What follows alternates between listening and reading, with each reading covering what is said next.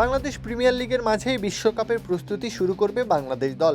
BPL শেষ হওয়ার আগেই নির্দিষ্ট কিছু ক্রিকেটারকে নিয়ে জাতীয় দলের কোচ ফিল সিমন্স একটি ছোট ঘরোয়া ক্যাম্প শুরু করবেন।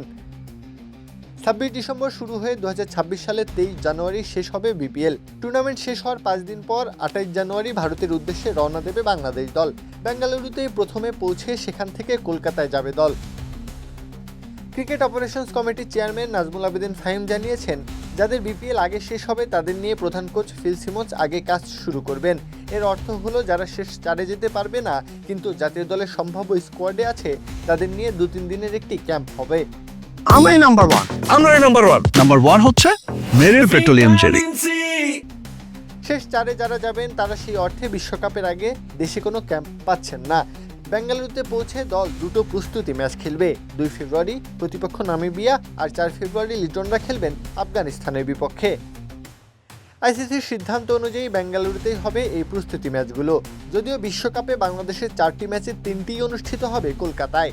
7 ফেব্রুয়ারি ইডেন গার্ডেন্সে ওয়েস্ট ইন্ডিজের বিপক্ষে ম্যাচ দিয়ে বিশ্বকাপ অভিযান শুরু করবে বাংলাদেশ দল।